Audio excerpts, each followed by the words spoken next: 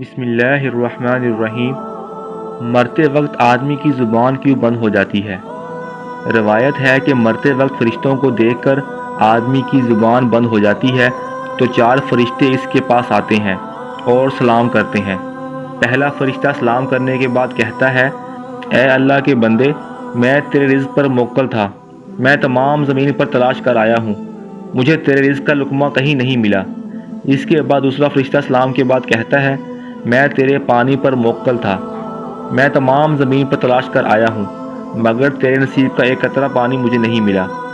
تیسرا فرشتہ کہتا ہے، میں تیری سانس پر موکل تھا، مگر آج زمین پر کہیں بھی ایک سانس نظر نہیں آیا۔ پھر چوتھا فرشتہ کہتا ہے کہ میں تیری عمر پر موکل تھا، اب زمین پر تیری عمر کا کوئی حصہ موجود نہیں۔ اس کے بعد نامہ اعمال اس کو دکھائے جاتے ہیں۔ اس وقت میت کی آنکھوں سے آنسو جاری ہو جاتے ہیں، وہ دائیں بائیں دیکھتا ہے اور نامہ اعمال پڑھنے سے ڈرتا ہے۔